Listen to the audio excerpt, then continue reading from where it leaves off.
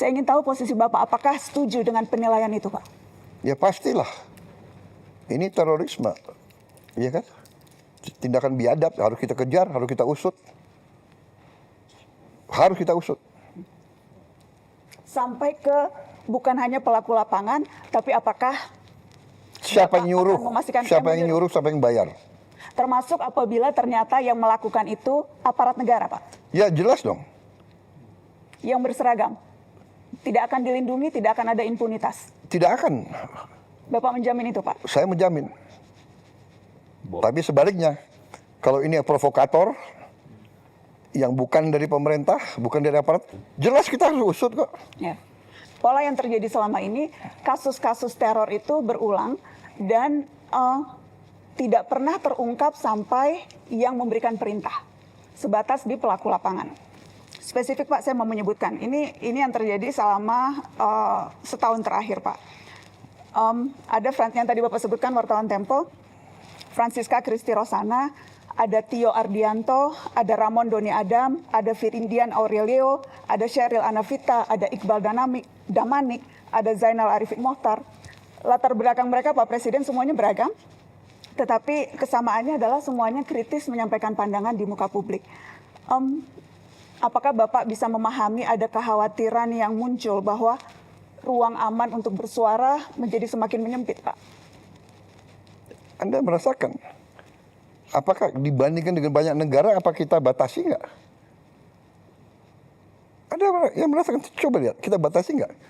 TikTok, fake news, hoax, kebohongan yang disiarkan tiap hari. Coba Anda lihat, coba bandingkan sama negara lain. Karena yang terjadi adalah dampaknya yang kita lihat, Pak. Mereka yang bersuara kritis. Iya, tapi kadang-kadang ada orang, Mbak Nana, kita ini bukan anak kecil, kita sudah hidup lama. Kadang-kadang kan ada peristiwa yang justru dibuat seolah, Anda ngerti ya, itu namanya provokasi. Itu ada di buku, Mbak Nana, ada di buku intelligence, ada itu. Itu namanya false flag operation.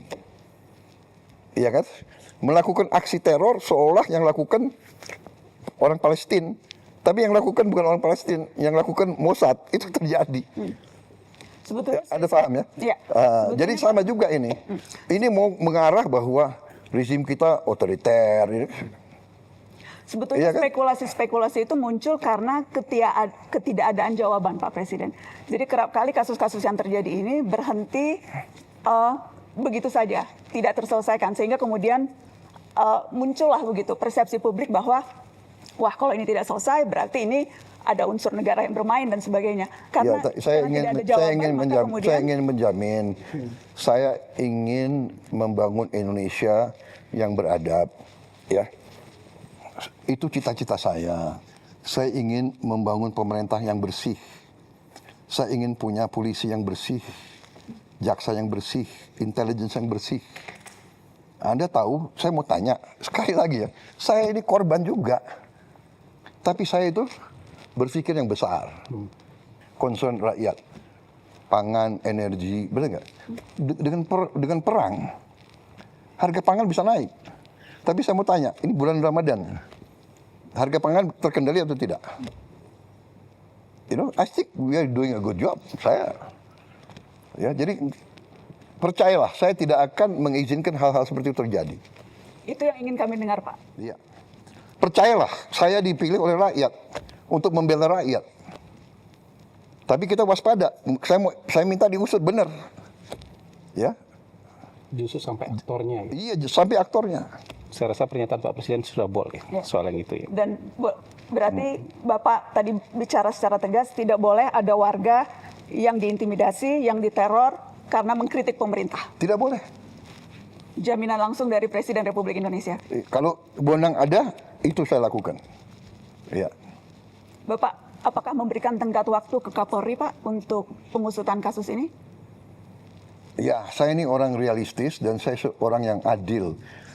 Dari segi kapasitas, kita biarkanlah mereka bekerja. Ya. Tapi tidak hanya Polri, banyak lembaga lain juga harus bekerja. Ya. Lembaga lain, penegak hukum juga yang di luar kepolisian. Hukum, ya kan? Apakah Bapak terbuka dengan ide membentuk tim independen untuk membackup ini, Pak? kita bisa pertimbangkan. Kita bisa pertimbangkan. Asal independen ya. Independen. Ya jangan semua LSM yang sudah a priori benci sama pemerintah yang dapat uang dari luar negeri, ya kan? Ya kan? Kalau Anda mau bicara apa adanya, saya juga bicara apa adanya, gitu. Iya kan?